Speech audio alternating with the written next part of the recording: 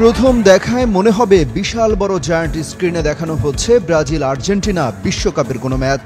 ঠিক এভাবেই ইয়েমেনের হাজার হাজার মানুষ রাস্তায় বেরিয়ে এসে বিশাল পর্দায় দেখছে কিভাবে ইরান ইসরায়েলে বৃষ্টির মতো ক্ষেপণাস্ত্র ছুটছে। প্রতিটি হামলার সাথে সাথে যেন উল্লাসে ফেটে পড়ছেন ইয়েমেনের মুসল্লিরা। মধ্যরাতে যখন খবর ছড়িয়ে পড়ে ইরান বৃষ্টির মতো ইসরায়েলে ক্ষেপণাস্ত্র ছুটছে, তখন তারা বেরিয়ে আসে রাস্তায়। উল্লাস করতে করতে জড়ো হয় মূল শহরে। সেখানেই ব্যবস্থা করা হয় বড় পর্দার, যেখানে সবাই মিলে একসাথে উপভোগ করা হয় কিভাবে ইসরায়েলকে শায়েস্তা করছে তেহরান। এই উল্লাস যেন তাদের প্রতিশোধের ফোয়ারা হিসেবে ধরা দিয়েছে। ওয়ালটন আবারও মিলিনিয়ার অফারে ওয়ালটন ফ্রিজ কিনে আপনিও হয়ে যেতে পারেন মিলিয়নিয়ার। মিলিনিয়ার ছড়াছড়ি দেশ জুড়ে, এটা শুধু ওয়ালটনই পারে। এতদিন পান থেকে চুন খসলে কারণ অকারণে ইয়েমেনের নিরীহ বাসিন্দাদের বাড়িঘরে হামলা চালিয়ে আসছিল ইসরায়েল। তাদের সেনা দিয়ে স্থল অভিযানও চালানো শুরু করেছিল। সেই সব কিছুর প্রতিশোধ যেন ইরান একাই নিচ্ছে তাদের হয়ে।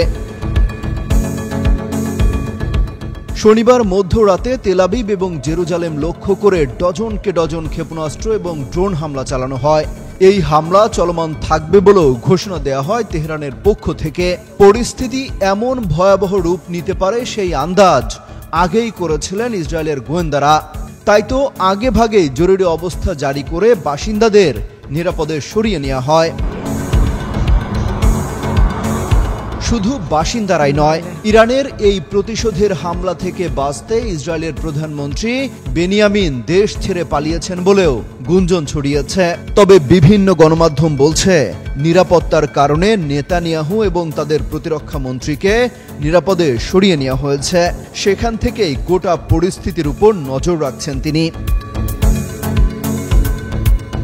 ইরান ইসরায়েলের মধ্যে চলমান এই হামলা পাল্টা হামলা গোটা মধ্যপ্রাচ্যে ছড়িয়ে পড়তে পারে বলেও শঙ্কা করা হচ্ছে। এমনকি পরমাণু যুদ্ধে পর্যন্ত গড়াতে পারে বলেও শঙ্কা করছেন সমরবিদরা। অমিত হাসান রবিন, যুগান্তর নিউজ।